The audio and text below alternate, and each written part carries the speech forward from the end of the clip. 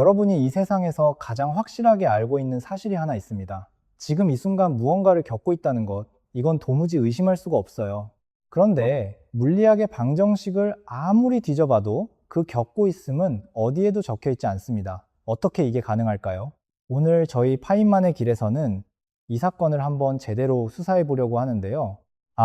영혼이 있느냐 없느냐를 따지려는 게 아닙니다. 목격자는 80억 명인데 증거는 단 하나도 없는 이 이상한 사건에 대한 이야기예요.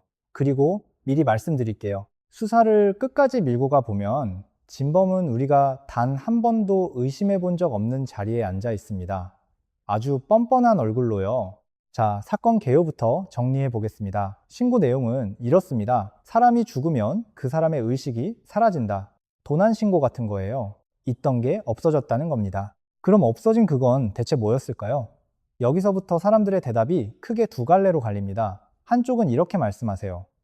영혼이 몸에서 스르륵 빠져나가는 거라고요.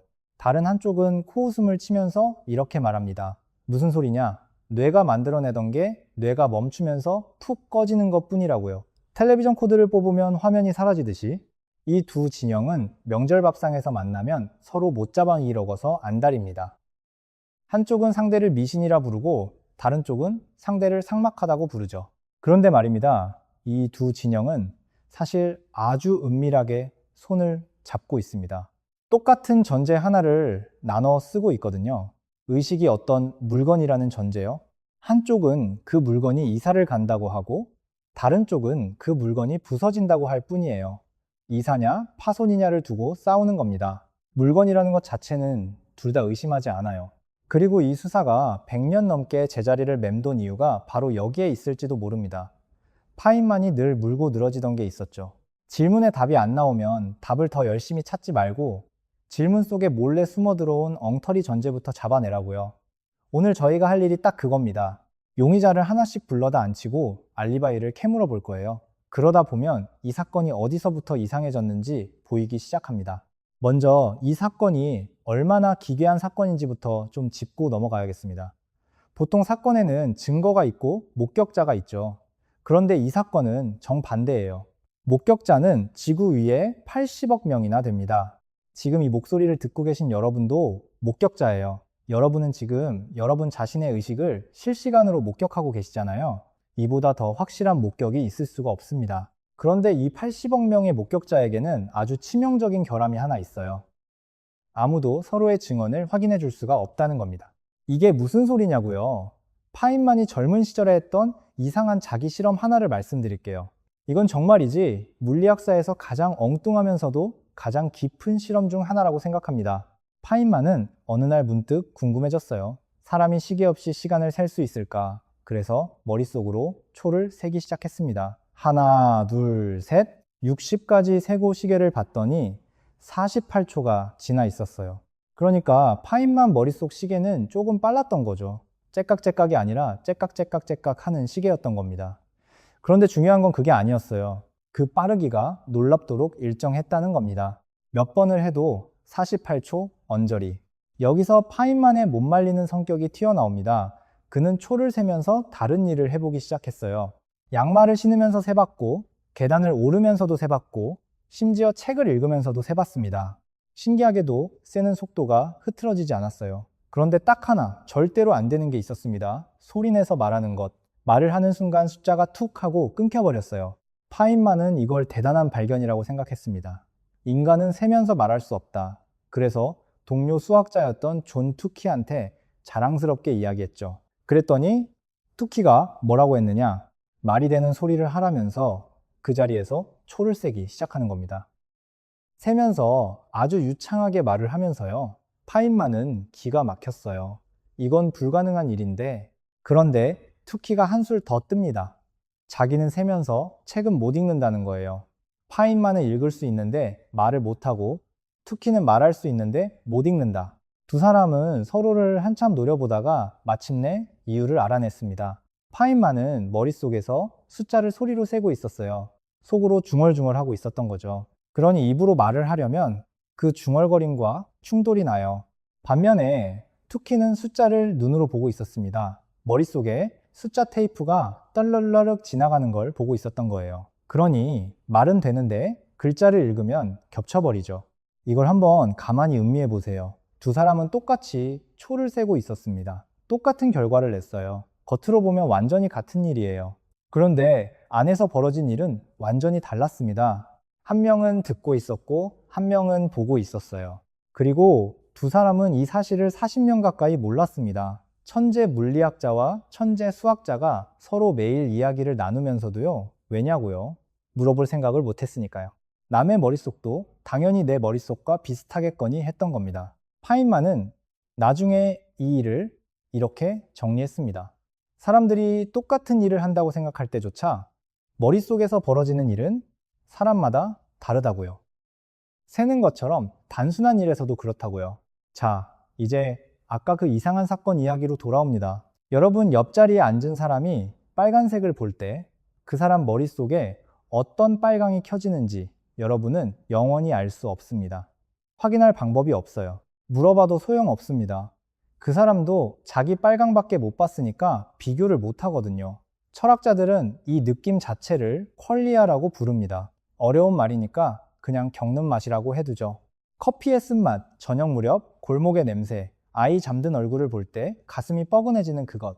우주에서 가장 확실한 게 바로 이 겪는 맛인데 우주에서 가장 확인이 안 되는 것도 바로 이 겪는 맛입니다.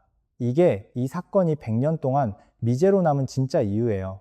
우리가 물리학자처럼 이 문제를 아주 꼼꼼하게 따져본다면 아주 단순한 질문 하나에서부터 출발해야 합니다. 도난 신고가 들어왔으면 제일 먼저 뭘 해야 할까요? 도난품이 뭔지부터 확인해야 합니다. 없어졌다는 그것이 애초에 있을 수 있는 종류의 물건이긴 한가? 여기서 오늘 이야기 내내 쓸 그림 하나를 꺼내겠습니다. 오케스트라예요. 시민회관 무대에 오케스트라가 올라가 있다고 상상해 보세요. 바이올린이 켜지고 첼로가 울리고 저 뒤에서 팀파니가 쿵 하고 들어옵니다. 지금 이 홀을 가득 채운 교향곡, 여러분도 소름이 쫙 돋는 그 교향곡은 지금 어디에 있을까요? 바이올린 안에 있나요? 바이올린을 톱으로 갈라서 안을 들여다보면 나무 부스러기밖에 없습니다. 지휘자 안에 있나요? 지휘자 머릿속에는 악보 기억이 있을 뿐이에요. 공기 중에 있나요? 공기는 그냥 떨렸다 말았다 할 뿐입니다. 악보, 종이 안에 있나요? 악보는 창고에 100년 동안 처박혀 있었어도 아무 소리도 안 났습니다. 교향곡은 그 어디에도 없습니다. 그런데 지금 분명히 있어요. 여러분 온몸에 소름이 쫙 돋고 있잖아요. 이게 무슨 말이냐면요. 교향곡은 물건이 아니라 사건입니다. 명사가 아니라 동사예요. 어딘가에 놓여 있는 게 아니라 지금 벌어지고 있는 겁니다. 바로 여기가 오늘 이야기의 가장 중요한 포인트입니다. 우리는 지금 동사에게 주소를 묻고 있었던 걸지도 모릅니다. 달리기는 어디에 사나요? 웃음은 몇 그램인가요? 이렇게 물으면 아무리 똑똑한 사람도 답을 못해요. 질문이 이상해서 그런 거지 세상이 이상해서 그런 게 아닙니다. 물론 이건 아직 확인된 게 아니에요. 지금은 하나의 가설일 뿐입니다. 그러니까 수사를 해야죠. 그래서 오늘 저희는 용의자를 넷불러 놓았습니다. 지난 100년 동안 이 사건의 범인으로 지목됐던 단골 손님들이에요. 1번, 뇌 속 어딘가에 앉아있다는 작은 나. 2번, 양자역학. 3번, 정보보존법칙. 4번, 어마어마한 복잡도 그 자체. 한 명씩 불러다 앉히고 알리바이를 캐물어 보겠습니다. 그리고 미리 귀띔해 드리자면 넷 다 무죄로 풀려납니다. 그런데 이 넷을 다 풀어주고 텅 빈 취조실에 혼자 앉아있다 보면요. 아주 이상한 게 하나 보이기 시작합니다. 지금까지 저희가 아주 중요한 걸 놓치고 있었다는 게요. 그게 뭔지는 조금 이따가 말씀드릴게요. 먼저 1번 용의자부터 들어오라고 하죠. 1번 용의자는 아주 오래된 얼굴입니다. 뇌 속 어딘가에 작은 내가 앉아있다는 생각이에요. 솔직히 이건 우리 모두가 몰래 믿고 있는 그림이죠. 어두운 극장이 하나 있고 그 안에 관객이 딱 한 명 앉아 있어요. 눈이라는 카메라가 찍어보낸 화면이 스크린에 뜨고 귀가 보낸 소리가 스피커로 나옵니다. 그 관객이 팔짱을 척 끼고 앉아서 아, 오늘 국밥집 김치가 좀 짰네 하고 생각하는 거예요. 그 관객이 바로 나고요. 그럴싸하죠. 사실 400년 전에 데카르트라는 철학자는 그 관객이 앉아있는 좌석 번호까지 찍어줬습니다. 뇌 한가운데 있는 아주 작은 기관을 지목했어요. 거기가 몸과 마음이 만나는 접견실이라고요. 그런데 이 그림을 조금만 밀어보면 아주 우스운 일이 벌어집니다. 그 관객도 결국 뇌 안에 있는 무언가여야 하잖아요. 그럼 그 관객은 뭘로 스크린을 볼까요? 눈이 있어야겠죠. 그 눈이 찍은 화면은 또 어디에 뜰까요? 그 관객 머릿속에 더 작은 극장이에요. 그럼 그 작은 극장에는 더 작은 관객이 앉아 있어야 하고 그 관객 머릿속에는 또 더 작은 극장이, 이러다가는 관객이 좁쌀만해질 때까지 계속 들어가야 합니다. 극장 안에 극장, 그 안에 또 극장, 명절 기차표 예매하듯이 무한히 밀리는 거예요. 이건 설명이 아닙니다. 설명을 한 칸씩 뒤로 미루고 있는 거죠. 자, 그런데 여기서부터 상황이 진짜 기묘해집니다. 1번 용의자의 알리바이를 무너뜨린 결정적 증거는 철학이 아니라 수술실에서 나왔거든요. 1960년대에 미국에는 아주 심한 뇌전증 환자들이 있었습니다. 발작이 한쪽 뇌에서 시작해서 반대쪽으로 번지면서 온몸을 덮쳤어요. 약도 안 들었습니다. 그래서 의사들이 최후의 수단을 씁니다. 좌뇌와 우뇌를 잇는 두꺼운 신경다발을 잘라버린 거예요. 산불이 번지지 못하게 아예 길을 끊어놓는 것과 같습니다. 수술은 성공적이었어요. 발작이 잦아들었고 환자들은 퇴원해서 평범하게 살았습니다. 겉으로 보면 아무 이상이 없었어요. 밥 먹고 이야기하고 농담도 하고요. 그런데 로저 스펠이라는 과학자가 나중에 이 연구로 노벨상까지 받게 되는 이 사람이 아주 얄궂은 실험을 합니다. 우리 눈은 좀 이상하게 배선되어 있어요. 왼쪽 시야에 보이는 건 우뇌로 가고 오른쪽 시야에 보이는 건 좌뇌로 갑니다. 그리고 말을 하는 능력은 대체로 좌뇌에 있어요. 그러니까 환자의 왼쪽 시야에만 몰래 뭔가를 보여주면 그건 우뇌만 알게 됩니다. 말하는 좌뇌는 까맣게 모르는 거예요. 그래서 실험자가 환자의 왼쪽 시야에만 슬쩍 글자를 띄웁니다. 일어나서 걸어라. 환자가 벌떡 일어나서 걸어 나갑니다. 그때 실험자가 묻습니다. 어디 가세요? 여기서 정상적인 대답은 뭘까요? 모르겠는데요. 몸이 그냥 일어나던데요. 이렇게 말해야 정직한 거죠. 왜냐하면 말하는 좌뇌는 그 글자를 본 적이 없으니까요. 그런데 환자는 이렇게 대답합니다. 아, 콜라 좀 마시려고요. 너무나 자연스럽게요. 망설임도 없이. 본인은 그게 진짜 이유라고 철석같이 믿습니다. 이걸 한번 가만히 음미해 보세요. 좌뇌는 답을 몰랐습니다. 그런데 모른다고 하지 않았어요. 그 자리에서 그럴듯한 이유를 지어냈습니다. 그리고 그 지어낸 이유를 자기 자신에게 팔아넘겼어요. 아주 성공적으로요. 이 발견을 한 마이클 가자니가라는 연구자는 좌뇌의 이 기능에 해설자라는 이름을 붙였습니다. 야구 중계 해설자를 떠올려 보세요. 타자가 왜 그 공을 쳤는지 해설자가 어떻게 알겠어요? 그런데 해설자는 절대 모른다고 하지 않습니다. 아, 지금 저 선수가 노렸던 겁니다 하면서 아주 유창하게 설명하죠. 우리 뇌 속에도 그런 중계석이 하나 있는 겁니다. 그러니까요, 여러분이 오늘 아침에 왜 그 옷을 골랐는지, 왜 그 사람한테 그렇게 쏘아 붙였는지, 왜 갑자기 라면이 먹고 싶었는지, 그 이유들 중 상당수는 결정이 내려진 다음에 붙여진 해설일 수 있습니다. 결정은 이미 저 아래 어두운 곳에서 끝나 있었고 나는 마이크를 잡고 뒤늦게 중계를 하고 있었던 거예요. 물론 이건 아주 특수한 환자들에게서 나온 결과입니다. 뇌가 멀쩡히 붙어 있는 우리한테 그대로 적용하는 건 조심해야 해요. 다만 이건 분명합니다. 뇌를 반으로 가르면 나도 깔끔하게 반으로 갈라진다는 것. 한쪽은 글자를 봤고 다른 쪽은 못 봤어요. 한 사람 안에 서로를 모르는 둘이 앉아 있었던 겁니다. 극장 안에 관객이 한 명 앉아 있었다면 이런 일은 벌어질 수가 없습니다. 관객을 반으로 자를 수는 없잖아요. 1번 용의자, 무죄. 아니, 무죄 정도가 아니라 아예 존재하지 않았습니다. 우리는 지금까지 없는 사람을 수배해 왔던 거예요. 그런데 1번 용의자가 취조실을 나가면서 뒤를 돌아보며 이렇게 말합니다. 내가 뇌 속 어느 방에도 없다면 혹시 훨씬 더 깊은 데 있는 건 아닐까? 원자보다도 작은 저 아래 세계 말이야. 네, 2번 용의자를 부를 시간입니다. 양자 역학이요. 솔직히 이 용의자는 인기가 아주 많습니다. 유튜브에서도 제일 잘 팔려요. 이야기가 이렇거든요. 우리 뇌세포 안에는 미세소관이라는 아주 가느다란 빨대 같은 구조물들이 빽빽하게 들어차 있습니다. 세포의 뼈대 역할을 하는 것들이에요. 너무 작아서 이 안에서는 양자 역학이 통할 수 있다는 겁니다. 입자 하나가 동시에 두 곳에 있고 멀리 떨어진 것끼리 즉각 연결되는 그 이상한 세계요. 로저 펜로즈라는 아주 저명한 수리물리학자와 스튜어트 해머로프라는 마취과 의사가 이 아이디어를 함께 내놓았습니다. 의식은 이 미세소관 안에서 일어나는 양자적 사건이라고요. 들으면 짜릿하죠. 뭔가 대단한 걸 알아낸 것 같아요. 그런데 여기서 아주 냉정한 사람이 하나 등장합니다. 막스 테그마크라는 물리학자예요. 이 사람은 아이디어를 두고 논쟁하지 않았습니다. 그냥 계산을 했어요. 물리학자다운 방식이죠. 계산 결과가 2000년에 물리학 저널에 실렸는데 내용이 아주 잔인합니다. 뇌 속처럼 따뜻하고 축축하고 시끄러운 곳에서 양자 상태가 버틸 수 있는 시간을 계산해 봤더니 10조분의 1초쯤 나왔다는 거예요. 감이 안 오시죠? 이렇게 바꿔 말씀드릴게요. 뇌의 신경세포들이 일을 하는 시간 단위가 대략 1000분의 1초입니다. 눈 한 번 깜빡이는데 300분의 1초쯤 걸리니까 그보다도 훨씬 빠른 단위죠. 그런데 양자 상태는 그 1000분의 1초에 100억 분의 1도 안 되는 시간 만에 스르륵 흩어져 버린다는 겁니다. 비유를 하나 들어볼게요. 오케스트라가 교향곡을 연주하려면 40분이 필요합니다. 그런데 무대가 40분은커녕 100만 분의 1초마다 폭삭 무너진다면요. 교향곡이고 뭐고 첫음도 못 냅니다. 물론 반론이 있었습니다. 헤모로프 쪽에서 곧바로 반박했어요. 테그마크가 계산해 쓴 모형이 자기들 이론과 다르다고요. 제대로 다시 계산하면 시간이 훨씬 길어진다고 했습니다. 그래서 나온 숫자가 1만 분의 1초에서 10만 분의 1초 정도예요.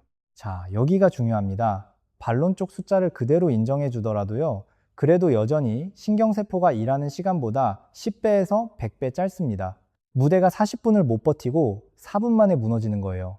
나아진 건 맞는데 여전히 연주는 못합니다. 그리고 이 논쟁은 아직 완전히 안 끝났어요. 지금도 양쪽에서 논문이 나오고 있습니다. 저는 여기서 어느 편이 옳다고 판결할 생각이 없어요. 그건 제 몫이 아닙니다. 다만 파인만이라면 여기서 아주 고약한 질문을 하나 던졌을 것 같습니다. 파인만은 양자역학으로 노벨상을 받은 사람이에요. 그 세계에 관해서는 지구에서 손꼽히게 잘 아는 사람이었죠. 그런데 그는 어려운 문제를 설명한답시고 더 어려운 걸 가져다 놓는 걸 아주 싫어했습니다. 그래서 이렇게 물었을 거예요. 좋아, 미세소관 안에서 양자역학이 벌어진다고 치자. 그런데 그게 어떻게 빨강이 되지? 우리가 처음에 몰랐던 게 뭐였죠? 뉴런이 팡팡 터지는 게 어떻게 빨강이라는 느낌이 되는지 몰랐습니다. 그런데 지금은 뭘 모르나요? 미세소관이 양자 중첩되는 게 어떻게 빨강이라는 느낌이 되는지 모릅니다. 똑같은 자리에 그대로 서 있는 거예요. 모르는 걸 더 근사한 단어로 바꿔 놓았을 뿐입니다. 어려운 걸 더 어려운 걸로 덮어 씌운 거죠. 게다가요, 양자역학이 생명 안에서 일하고 있다는 건 사실 이미 밝혀져 있습니다. 식물이 광합성으로 빛 에너지를 옮길 때 양자적인 효과가 쓰이는 것 같다는 연구가 있어요. 철새가 방향을 잡을 때 눈 속에서 양자 효과를 이용하는 것 같다는 연구도 있고요. 그런데 잎사귀한테 의식이 있나요? 철새, 눈알이 뭔가를 겪고 있을까요? 양자역학이 생명 안에서 작동한다는 것과 양자역학이 의식이라는 것 사이에는 아주 넓은 강이 흐르고 있습니다. 그리고 아직 아무도 그 강에 다리를 놓지 못했어요. 이번 용의자, 증거 불충분, 완전히 혐의를 벗은 건 아닙니다. 다만 이 사람을 범인이라고 부를 근거가 지금은 없어요. 그리고 설령 이 사람이 유죄라고 해도 사건은 안 풀립니다. 그런데 이 용의자가 나가면서 아주 의미심장한 말을 흘리고 갑니다. 이 말이 오늘 수사의 분수령이 돼요. 물리학에는 철칙이 하나 있거든. 정보는 절대 사라지지 않는다는 거야. 3번 용의자가 들어옵니다. 정보 보존 법칙. 이 용의자는 앞에 둘과 좀 달라요. 인상이 아주 좋습니다. 들어오자마자 우리를 위로해 주려고 해요. 이야기가 이렇습니다. 우주는 정보를 지우지 않는다. 이건 물리학의 가장 단단한 철칙 중 하나입니다. 사라지는 것처럼 보이는 건 그냥 흩어진 거예요. 포장마차에서 붕어빵 하나가 새까맣게 타버렸다고 해봅시다. 붕어빵은 없어진 걸까요? 아닙니다. 연기가 됐고 재가 됐고 열이 됐어요. 반죽 속 원자들도 파달 속 원자들도 하나도 안 없어졌습니다. 다 어딘가에 있어요. 이론적으로 우주 전체의 상태를 완벽하게 알고 시간을 거꾸로 돌릴 수만 있다면 그 붕어빵은 다시 조립됩니다. 이건 그냥 듣기 좋은 말이 아니에요. 물리학자들이 이 문제로 30년을 싸웠습니다. 스티븐 호킹이 한때 블랙홀에 들어간 정보는 영원히 사라진다고 주장했거든요. 그런데 그러면 양자역학의 뿌리가 뽑혀나갑니다. 결국 호킹은 2004년에 자기 주장을 접었어요. 내기에 졌다면서 상대 물리학자에게 백과사전을 한 권 사줬습니다. 정보는 언제든 찾아볼 수 있다는 뜻으로요. 그러니까 3번 용의자는 이렇게 말하는 겁니다. 보세요. 우주는 아무것도 안 버려요. 그러니 당신도 안 버려집니다. 당신의 기억도, 당신이 겪은 그 모든 순간도 어떤 형태로든 우주 어딘가에 있습니다. 아, 저는 이 말을 처음 들었을 때 정말 위로가 됐습니다. 솔직히 그랬어요. 물리학이 이렇게 다정할 수도 있구나 싶었죠. 그런데 말입니다. 이 다정한 이야기 안에는 숨겨진 전제가 두 개나 깔려 있습니다. 그리고 이 둘을 걷어내고 나면 남는 게 별로 없어요. 첫 번째 전제부터 볼까요? 정보가 보존된다는 말과 그 정보를 다시 읽을 수 있다는 말이 같다는 전제입니다. 주머니에 영수증을 넣은 채로 세탁기를 돌려보신 적 있으시죠? 빨래를 꺼내면 종이 조각들이 옷에 허옇게 다닥다닥 붙어 있잖아요. 자, 그 영수증은 어디로 갔나요? 어디도 안 갔습니다. 세탁조 안에 전부 다 있어요. 셀룰로스 분자 하나까지 그대로 있습니다. 그럼 거기 찍혀 있던 금액을 읽을 수 있나요? 못 읽습니다. 죽어도 못 읽어요. 정보는 보존됐는데 영수증은 사라진 겁니다. 이게 무슨 말이냐면요. 물리학이 보존된다고 말하는 그 정보는 우리가 일상에서 말하는 정보가 아닙니다. 원자 하나하나의 위치와 속도를 우주 끝까지 남김없이 추적할 수 있다는 가정 위에서만 성립하는 이야기예요. 그 가정은 우리 우주에서는 절대 못 지킵니다. 쟤를 아무리 뒤적뒤적 헤집어도 붕어빵은 안 나와요. 신문지를 태우고 나서 부고 기사를 읽을 수 없듯이요. 명심하세요. 보존과 복원은 다른 말입니다. 장부에 적혀 있다는 것과 다시 꺼내 쓸 수 있다는 것은 하늘과 땅 차이예요. 자, 이제 두 번째 전제가 남았는데 이게 오늘 수사의 심장부입니다. 두 번째 전제는 이겁니다. 나는 정보다. 여기서 아까 그 오케스트라를 다시 무대에 올려보겠습니다. 시민회관 무대 위에 오케스트라가 있고 교향곡이 흐르고 있습니다. 자, 이제 아주 잔인한 상상을 해볼게요. 그 홀이 통째로 폭발했다고 칩시다. 원자는 없어졌나요? 하나도 안 없어졌습니다. 바이올린을 이루던 원자, 연주자들 손끝의 원자, 공기 분자 하나까지 우주 안에 그대로 있어요. 정보 보존 법칙은 완벽하게 지켜졌습니다. 그럼 교향곡은요? 교향곡은 없습니다. 이게 이 사건의 핵심입니다. 우주는 원자를 아주 성실하게 지킵니다. 회계장부를 한 줄도 빼먹지 않고 써요. 그런데 그 장부에 적혀 있는 건 원자들의 위치지 연주가 아니에요. 여러분이 진짜로 묻고 계신 건 원자에 대한 게 아니잖아요. 오늘 아침 커피 첫 모금의 그 맛, 아이가 처음 아빠라고 불렀을 때 심장이 쿵 내려앉던 그 순간 그게 어디로 가느냐를 물으신 거잖아요. 그건 원자가 아니라 연주예요. 그리고 정보보존 법칙은 연주에 대해서는 단 한마디도 하지 않습니다. 여기서 더 고약한 걸 하나 짚고 넘어가야겠어요. 이 논리를 그대로 끝까지 밀고 가보면 아주 이상한 데 도착합니다. 정보가 보존돼서 내가 남는다면요. 어젯밤에 태워 먹은 삼겹살도 남아야 합니다. 작년에 지운 문자 메시지도 남아야 하고요. 재작년에 고장나서 버린 냉장고도 남아야죠. 정보 보존 법칙은 아무도 특별 대우하지 않거든요. 삼겹살과 여러분을 똑같이 취급합니다. 그러니까 이 위로는요. 모두에게 공평하게 적용되기 때문에 아무에게도 위로가 되지 않습니다. 3번 용의자 무죄. 그리고 오늘 4명 중에 저는 이 사람이 제일 위험했다고 생각합니다. 왜냐고요? 이 사람은 우리를 위로하러 왔거든요. 기억하세요. 위로가 논거로 둔갑할 때가 가장 위험합니다. 듣고 싶은 말은 검증을 통과하기가 너무 쉬워요. 우리가 검사를 안 하니까요. 자, 이제 4번 용의자가 남았습니다. 이 사람이 제일 만만해 보입니다. 복잡도 그 자체예요. 이야기는 아주 간단합니다. 여러분 머릿속에는 약 860억 개의 신경세포가 있어요. 그리고 그것들이 서로 손을 잡고 있는 지점은 100조 개가 넘습니다. 이 정도로 복잡한 물건이면요. 특별한 마법 없이도 그냥 불이 켜지는 거 아니냐는 겁니다. 물이 100도가 되면 그냥 끓듯이요. 솔직히 이건 꽤 그럴듯합니다. 저도 오랫동안 이게 맞겠거니 했어요. 그런데 이 생각을 정면으로 들이받는 환자들이 있습니다. 맹시라고 부르는 아주 기묘한 상태예요. 뒤통수 쪽에 있는 시각 영역이 손상된 분들이 있습니다. 이분들은 안 보인다고 하십니다. 본인 표현으로는 완전히 캄캄하대요. 그러니까 실명이죠. 그런데 실험자가 이렇게 말합니다. 앞에 뭐가 있는지 그냥 찍어보세요. 막대기가 세로로 서 있을까요? 가로로 누워 있을까요? 환자는 어이없어 합니다. 아니, 안 보이는데 어떻게 맞춰요? 그래도 찍어보라고 하죠. 찍습니다. 맞습니다. 또 찍습니다. 또 맞아요. 우연이라고 하기에는 너무 많이 맞습니다. 본인은 계속 어리둥절해합니다. 나는 그냥 아무렇게나 말했는데요. 복도에 장애물을 쭉 늘어놓고 걸어가 보라고 하면요. 이분들이 그걸 슬쩍슬쩍 피해서 걸어갑니다. 본인은 자기가 뭘 피했는지도 모릅니다. 여기서 잠깐만 숨을 고르고 생각해 보세요. 눈은 보고 있었습니다. 뇌는 처리하고 있었어요. 몸은 반응하고 있었고요. 정보는 다 흐르고 있었습니다. 그런데 겪는 맛이 없어요. 불이 안 켜져 있습니다. 정보 처리와 경험이 같은 것이라면 이런 일은 벌어질 수가 없습니다. 그리고 4번 용의자한테는 결정적인 알리바이 문제가 하나 더 있어요. 여러분 머릿속 신경세포 860억 개 중에서 대략 690억 개가 어디에 몰려 있는지 아세요? 손해입니다. 뒤통수 아래쪽 주먹만한 그 덩어리요. 뇌 전체 신경세포의 8알이 거기 살고 있어요. 그럼 손해를 다치면 나라는 게 8알쯤 사라질까요? 전혀 아닙니다. 걸음이 휘청거리고 손이 떨리고 말이 어눌해집니다. 몸을 다루는 게 힘들어져요. 그런데 나는 그대로 있습니다. 생각하고 기억하고 겪습니다.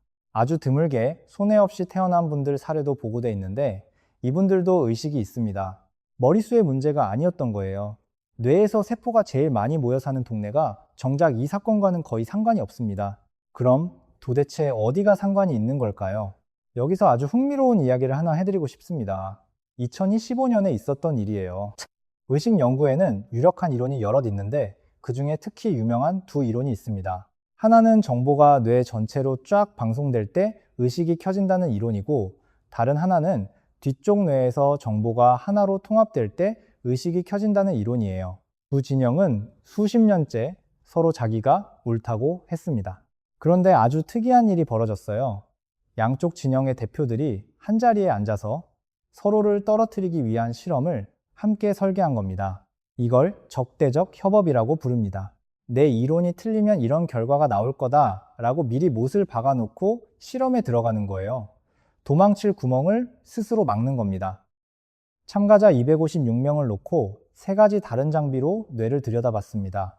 머리 밖에서 찍는 장비 2개, 그리고 수술 때문에 뇌 안에 전극을 심은 환자들의 데이터까지요.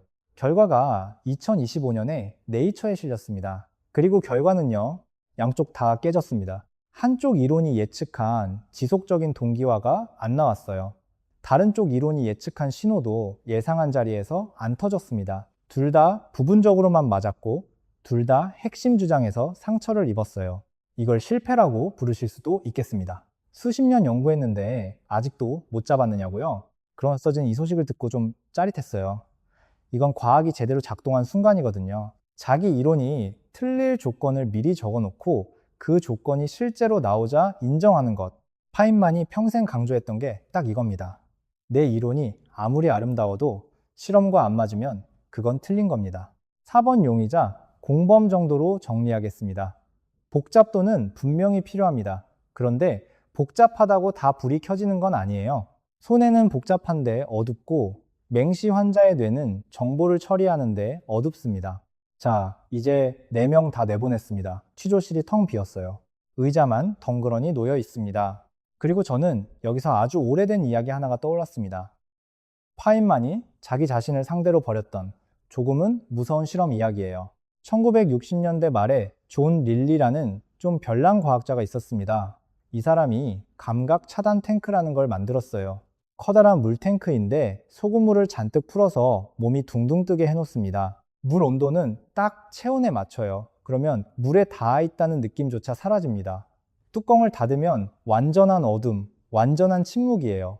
목욕탕 열탕에 눈 감고 앉아있는 것과 비슷한데 훨씬 더 지독한 버전이라고 생각하시면 됩니다. 바깥에서 뇌로 들어오는 신호를 전부 끊어버리는 장치예요. 그리고 파인만이 이 탱크에 들어갑니다. 왜 들어갔을까요? 명상을 하려고요. 마음의 평화를 찾으려고요. 아닙니다. 파인만은 그냥 궁금했어요.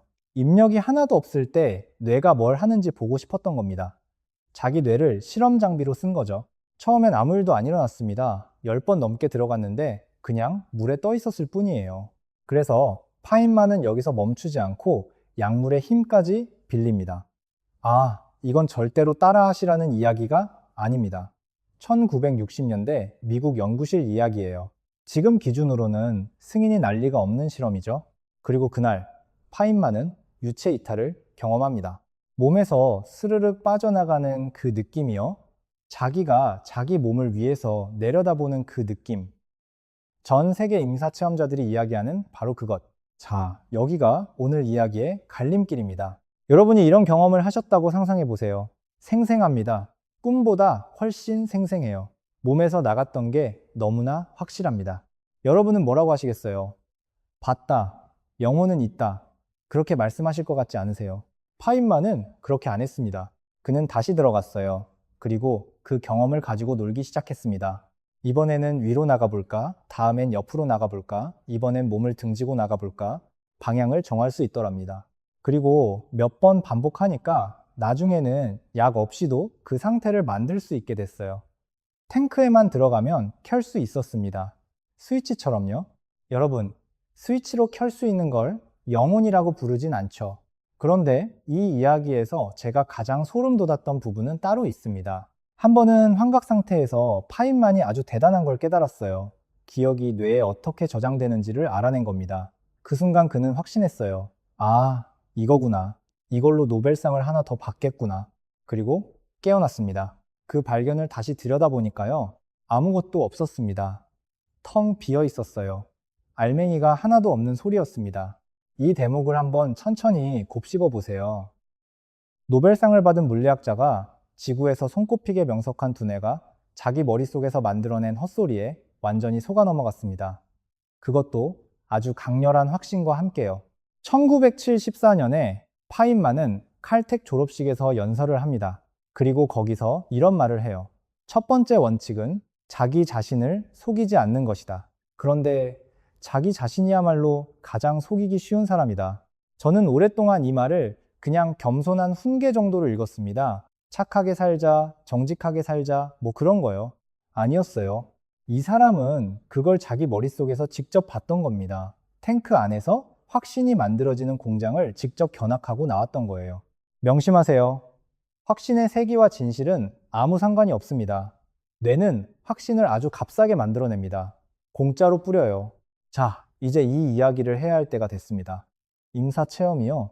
이건 오늘 사건에서 가장 결정적인 증거처럼 보이는 것입니다. 심장이 멈췄던 분들이 살아 돌아와서 이야기하잖아요. 밝은 빛을 봤다. 터널을 지나갔다. 위에서 나를 내려다봤다. 인생이 뚜루룩 지나갔다. 그리고 이상할 만큼 평온했다. 이걸 그냥 무시하면 안 됩니다. 그건 과학이 아니에요. 파인만이라면 절대 안 그랬을 겁니다. 그래서 데이터를 좀 보겠습니다. 2023년에 미국 미시간 대학 연구진이 아주 어려운 연구를 발표했습니다. 임종을 앞둔 환자 4분의 뇌파를 인공호흡기를 떼는 순간부터 기록한 거예요. 결과가 놀라웠습니다. 4분 중 2분에게서 감마파가 확 치솟았어요. 감마파는 우리가 깨어서 뭔가에 집중할 때 나오는 아주 빠른 뇌파입니다. 그리고 그게 뒤쪽 뇌, 그러니까 의식과 관련이 깊다고 알려진 그 동네에서 터졌습니다. 죽어가는 뇌가 조용히 꺼진 게 아니라 마지막에 확 타올랐다는 겁니다. 기사 제목으로 뽑기에 이보다 좋을 수가 없죠. 죽음의 순간 뇌는 오히려 깨어난다. 그런데 여기서 잠깐만요. 숫자를 다시 봐주세요. 4분 중 2분입니다. 전체 표본이 4명이에요. 그리고 2분에게서는 아무 일도 안 일어났습니다. 그리고 더 중요한 게 있어요. 그 논문을 쓴 연구자들이 논문 안에 직접 이렇게 써놨습니다. 이 감마파가 죽어가는 과정에서만 나타나는 병적인 현상이고 의식적인 처리와는 아무 상관이 없을 가능성을 배제할 수 없다고요. 발견한 사람이 자기 발견에 대해 이렇게 씁니다. 이게 진짜 과학자예요. 또 하나 큰 연구가 있습니다. 같은 2023년에 나온 건데요. 미국과 영국의 병원 25곳에서 병원 안에서 심장이 멈춘 환자 567명을 추적했습니다. 이 숫자부터가 마음이 아픕니다. 567명 중에 살아남으신 분이 53명이에요. 10명 중 1명이 안 됩니다. 심폐소생술에 대한 우리 상상이 얼마나 낙관적인지 보여주는 숫자죠. 그 중에 인터뷰가 가능했던 분이 28명이었고 그 28명 중에 6명이 초월적인 경험을 이야기했습니다. 그리고 이 연구에서 정말 놀라운 게 나왔어요. 심폐소생술을 하는 동안 뇌파를 재고 있었는데 심장이 멈추고 1시간이 지난 시점에도 뇌파가 정상에 가깝게 번쩍 튀어오르는 순간들이 관찰됐습니다. 자, 여기서 아주 차분하게 생각해 봐야 합니다. 이 데이터가 진짜로 보여주는 게 뭘까요? 죽어가는 뇌가 여전히 일하고 있었다는 겁니다. 그러니까 임사체험은 뇌가 꺼진 다음의 경험이 아니에요. 꺼지는 중인 뇌의 경험입니다. 오케스트라로 돌아가 볼게요. 교향곡의 마지막 악장에서 무슨 일이 벌어지는지 아세요? 모든 악기가 한꺼번에 크게 울립니다. 팀파니가 쿵쿵 몰아치고 금관이 다 같이 터져 나와요. 객석 전체에 소름이 쫙 돋습니다. 그게 연주가 끝나고 나서 나는 소리인가요? 아니죠. 끝나기 직전에 나는 소리입니다. 그리고 파인만의 탱크가 여기서 우리한테 예방주사를 하나 놔줍니다. 유체 이탈의 느낌이 아무리 생생해도요, 그건 그 느낌이 진짜였다는 증거지 몸에서 나갔다는 증거가 아닙니다. 파인만은 그걸 방향까지 정해가면서 켰다 껐다 했으니까요. 공정하게 말씀드릴게요. 이 연구를 이끈 의사 본인은 저와 다르게 해석합니다. 그는 이 경험들이 단순한 환각과는 다른 무언가라고 생각해요. 이 논쟁은 지금도 진행 중입니다. 제가 여기서 판결을 내릴 자격은 없어요. 다만 저는 이 데이터에서 다른 걸 봅니다. 마지막 순간이 캄캄하고 무서운 게 아닐 수도 있다는 것. 살아 돌아오신 분들이 공통적으로 하시는 이야기가 뭐였죠? 평온했다는 겁니다. 아프지 않았다고요. 이건 우리가 지금 알 수 있는 것 중에 가장 다정한 사실 중 하나라고 생각합니다. 두려움에 대한 이야기가 아니라 그 반대에 대한 이야기예요. 자, 이제 진범을 말씀드릴 때가 됐습니다. 텅 빈 취조실에 앉아 있다가 저는 문득 등골이 서늘해졌습니다. 이 사건에는 수사관이 한 명 더 있었거든요. 처음부터 제 옆에 앉아서 같이 조서를 쓰고 있던 사람이요. 여러분의 뇌입니다. 진범은 뇌예요. 그런데 뇌가 의식을 훔친 게 아닙니다. 뇌가 한 짓은 훨씬 이상한 짓이에요. 먼저 사실 하나를 말씀드릴게요. 처음 들으면 이게 무슨 소리야 하실 수도 있겠지만 조금만 차분하게 뜯어보시죠. 뇌에는 통증을 느끼는 감각기가 없습니다. 뇌는 아픔을 못 느껴요. 그래서 두개골만 열어놓으면 환자가 멀쩡히 깨어있는 상태로 뇌 수술을 할 수 있습니다. 실제로 그렇게 합니다. 말하는 능력을 담당하는 부위를 건드리면 안 되니까 환자한테 계속 말을 시키면서 수술해요. 환자분은 의사와 농담을 주고받으면서 자기 뇌가 지금 만져지고 있다는 걸 전혀 못 느낍니다. 두통은요, 그건 뇌가 아픈 게 아닙니다. 뇌를 싸고 있는 막이나 혈관이 아픈 거예요. 머릿속 그 덩어리 자체는 아무 느낌도 없습니다. 이걸 한번 가만히 음미해 보세요. 여러분의 뇌는 세상의 모든 것을 느낍니다. 발가락에 이불 모서리가 스치는 것도 느끼고 뒤에서 누가 쳐다보는 것 같은 기분도 느껴요. 그런데 자기 자신만은 못 느낍니다. 그리고 이게 이 사건의 열쇠입니다. 두개골 속을 한번 상상해 보세요. 완전한 어둠입니다. 쥐 죽은 듯한 침묵이에요. 빛이 들어온 적이 단 한 번도 없습니다. 소리가 들어온 적도 없어요. 여러분의 뇌는 태어나서 죽을 때까지 창문 하나 없는 방 안에 갇혀 삽니다. 바깥 구경을 단 한 번도 못 해봤어요. 그 방으로 들어오는 건 전선뿐입니다. 눈에서 오는 전선, 귀에서 오는 전선, 피부에서 오는 전선. 그 전선을 타고 지지직거리는 전기 신호가 들어옵니다. 그게 전부예요. 그리고 뇌는 그 지지직거림만 가지고 세상을 뚝딱 지어냅니다. 솔직히 이건 미친 짓입니다. 전기 신호에는 색깔이 없어요. 전기 신호에는 냄새가 없습니다. 그런데 여러분 앞에는 지금 색깔이 있고 냄새가 있고 소리가 있잖아요. 전기 신호를 받아서 노을을 지어낸 거예요. 아무것도 없는 데서요. 우리 뇌는 이 일을 아주 잘합니다. 놀라울 만큼 잘해요. 그런데 딱 하나, 죽어도 못 짓는 게 있습니다. 자기 자신의 모형입니다. 왜냐고요? 자기를 관찰할 전선이 없거든요. 눈은 바깥을 보라고 달려있지 뇌를 보라고 달려있는 게 아닙니다. 머릿속에는 뇌를 감시하는 감각기가 없어요. 아까 말씀드렸죠? 뇌는 자기를 못 느낍니다. 자, 그럼 뇌가 자기 자신에 대해서 아는 유일한 방법이 뭘까요? 지어내는 겁니다.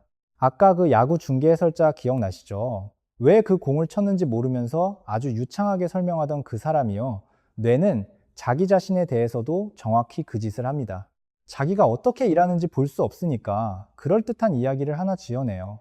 그리고 뇌가 지어낸 그 이야기가 바로 이겁니다. 내 안에 내가 있다. 진범이 여기 있습니다. 뇌는 자기 작동을 볼 수 없기 때문에 자기가 작동하고 있다는 사실을 안에 누가 있다로 번역해 버립니다. 그러니까요, 우리는 100년 동안 없는 사람을 찾아다녔던 거예요. 그리고 그 수배 전단을 발행한 게 바로 우리 자신이었습니다. 명심하세요. 이건 뇌가 우리를 놀리는 게 아닙니다. 뇌는 최선을 다한 거예요. 창문 없는 방에서 자기 얼굴을 그려보라고 하면 누구라도 짐작으로 그릴 수밖에 없잖아요. 자, 그런데 이건 세상을 바라보는 시점이 아주 중요하게 뒤집히는 순간입니다. 진범을 잡고 보니까요, 사건이 없었습니다. 돈 한 푼이 없었어요. 처음부터 없었습니다. 우리는 없어질 물건이 뭔지 몰라서 100년을 헤맨 게 아닙니다. 애초에 물건이 아니었던 거예요. 여러분은 의식을 가지고 있는 게 아닙니다. 의식하고 있는 중입니다. 여러분은 교향곡을 소유한 게 아니에요. 지금 연주되고 있는 중입니다. 결과적으로 이 엄청난 수수께끼에 대한 정답은 우리 대부분이 예상했던 것보다 훨씬 더 단순합니다. 결론부터 말씀드리자면 잃어버릴 물건이 없습니다. 왜냐고요? 여러분은 애초에 물건이 아니었으니까요. 자, 이게 차가운 이야기로 들리실 수 있다는 거 압니다. 그럼 나는 아무것도 아니라는 거냐고요? 허무하게 들릴 수도 있어요. 전혀 아닙니다. 오히려 그 정반대죠. 물건은 우주에 널리고 널렸습니다. 돌멩이도 물건이고 화성의 모래알도 물건이에요. 138억 년 동안 우주에는 물건이 넘쳐났습니다. 물건이 부족했던 적은 단 한순간도 없어요. 그런데 연주는 아무 데서나 안 일어납니다. 1955년에 파인만이 한 강연이 하나 있습니다. 과학의 가치라는 제목이었어요. 거기서 그는 바닷가에 혼자 서 있는 자기 자신을 이야기합니다. 파도가 밀려오고 밀려오는 그 파도는 사실 분자들이 이룬 산이고 그 산은 아무도 안 보는 데서 수십억 년 동안 부서지고 있었다고요. 그러다가 그는 아주 이상한 문장에 도착합니다. 원자들이 모여서 무늬를 이뤘고 그 무늬가 자기 자신을 궁금해하고 있다고요. 궁금해한다는 것 자체를 궁금해하고 있다고요. 138억 년 동안 우주는 원자를 굴렸습니다. 뭉치고 터지고 흩어지고 다시 뭉치고 그러다 지구라는 돌덩이 위에서 그 원자들이 어쩌다 아주 이상한 무늬를 하나 이뤘어요. 그 무늬가 지금 자기가 어디서 왔는지 궁금해하고 있습니다. 그게 여러분입니다. 이걸 한번 가만히 음미해 보세요. 우주는 아주 오랫동안 아무것도 겪지 않았습니다. 겪을 수가 없었어요. 별이 터져도 그 폭발을 겪는 자가 없으면 그건 그냥 원자들의 이사입니다. 아무 일도 안 일어난 거나 마찬가지예요. 그런데 지금 이 순간 저 아주 후미진 구석에서 1.4kg짜리 원자 덩어리가 뭔가를 겪고 있습니다. 퇴근길 버스 정류장에서 설거지하다 말고 물을 콸콸 틀어놓은 채로 잠들기 전 어두운 방에서요. 이건 아무리 곱씹어도 기묘합니다. 정말로요. 자, 이제 죽음에 대해서 말씀드릴 차례인데요. 잃을 게 없다는 말은 슬퍼하지 말라는 뜻이 절대 아닙니다. 그건 제가 할 말이 아니에요. 누구도 그런 말을 할 자격은 없습니다. 다만 이건 말씀드릴 수 있을 것 같습니다. 우리가 죽음을 무서워할 때 우리 머릿속에는 대개 한 장면이 떠오릅니다. 캄캄한 데 갇혀서 영원히 아무것도 못하고 있는 나요. 생각만 해도 숨이 턱 막히죠. 그런데 그 그림에는 아주 큰 오류가 하나 숨어 있어요. 그 캄캄한 데에 누가 앉아 있잖아요. 오늘 저희가 100년 동안 없었다고 확인한 바로 그 관객이요. 연주가 끝나면 연주가 끝난 겁니다. 연주자가 어두운 방에 갇히는 게 아니에요. 교향곡이 끝났다고 해서 교향곡이 어디 감옥에 갇혀 있는 게 아니잖아요. 파인만은 세상을 떠나기 직전에 이런 말을 남겼다고 합니다. 2번. 죽는 건 싫군. 너무 지루하잖아. 저는 이 문장을 처음 봤을 때 좀 소름이 돋았습니다. 이 사람은 정말로 안 무서워했구나 싶어서요. 안 무서운 척 한 게 아니라요. 평생 자기 자신을 안 속이고 살면 마지막에 이렇게 되는구나 싶었습니다. 물론 두려움이 없어지진 않을 겁니다. 없어질 필요도 없어요. 생각해보세요. 아무래도 좋은 건 잃어도 안 무섭습니다. 작년에 버린 낡은 리모컨이 없어졌다고 밤에 뒤척이는 분은 없잖아요. 무섭다는 건 소중하다는 뜻이에요. 그 두려움 안에 이미 답이 들어 있습니다. 마지막으로 이야기 하나만 더 하고 마치겠습니다. 파인만한테는 알린이라는 아내가 있었습니다. 고등학교 때 만났어요. 그런데 결혼하기 전에 그녀가 불치병에 걸렸다는 걸 알게 됩니다. 주변에서 다들 뜯어 말렸어요. 부모님까지 반대하셨습니다. 그는 결혼했습니다. 로스앨러모스에서 원자폭탄을 만들던 시절 그는 주말마다 낡은 차를 얻어 타고 근처 요양원으로 그녀를 보러 갔습니다. 그리고 알리는 1945년에 세상을 떠났어요. 그로부터 1년 4개월쯤 지난 어느 날 파인만은 편지를 씁니다. 죽은 아내에게요. 여러분, 이 사람이 누구였는지 잊지 마세요. 영혼을 안 믿었습니다. 사후세계도 안 믿었어요. 오늘 저희가 본 것처럼 아무리 위로가 되는 이야기라도 검증을 안 통과하면 가차 없이 내다 버리는 사람이었습니다. 자기 머릿속에서 만들어진 확신조차 못 믿겠다고 했던 사람이에요. 그런데 편지를 썼습니다. 그리고 편지 맨 끝에 이런 말을 덧붙였어요. 이걸 붙이지 못해서 미안하다고, 당신의 새 주소를 모르겠다고요. 저는 이게 모순이라고 생각하지 않습니다. 파인만은 그 편지가 배달될 거라고 단 1초도 믿지 않았어요. 그는 그냥 연주가 아직 안 끝난 사람이었던 겁니다. 그의 안에서 알리는 여전히 연주되고 있었어요. 그건 물리학에 대한 주장이 아닙니다. 그냥 사랑이죠. 물리학은 사랑에 대해 아무 말도 하지 않습니다. 물리학이 하는 일은 우리가 우리 자신을 속이지 않도록 막아주는 것까지예요. 거기까지 하고 물리학은 조용히 물러납니다. 그 다음에 뭘 하며 살지는 물리학이 정해주지 않아요. 자, 오늘 수사를 정리하겠습니다. 용의자 넷을 불렀고 넷 다 풀어줬습니다. 뇌 속의 작은 나는 애초에 없었고, 양자역학은 알리바이가 있었고, 정보 보존 법칙은 우리를 위로하려다 들통났고, 복잡도는 공범일 뿐이었어요. 그리고 진범은 우리 자신이었습니다. 자기를 볼 수 없는 뇌가 어둠 속에서 최선을 다해 지어낸 이야기 하나가요. 돈 한 푼은 처음부터 없었습니다. 여러분은 물건이 아니라 연주였으니까요. 지금 이 순간에도 여러분은 연주되고 있는 중입니다. 이 목소리를 듣고 계신 것도 연주고, 지금 뭔가 좀 이상한데 하고 갸웃하시는 것도 연주고, 이따 저녁에 뭐 안 먹을까 슬쩍 떠올리신 것도 연주예요. 오늘 밤에 불 끄고 누우시면요, 딱 30초만 이걸 해보세요.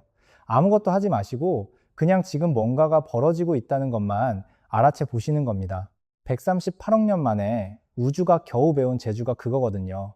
오늘 긴 수사에 끝까지 함께 앉아주셔서 정말 감사합니다. 이런 취조가 재미있으셨다면 다음 사건에도 옆자리를 지켜주시면 좋겠어요. 알림을 켜두시면 수사 시작할 때 제가 부르러 가겠습니다. 다음 영상에서는 수배전단을 하나 더 들고 오겠습니다. 시간이라는 놈이에요. 다들 흐른다고 하는데 정작 흐르는 걸 본 사람이 아무도 없는 아주 수상한 용의자죠. 그때까지 연주 잘하고 계세요. 안녕히 계세요.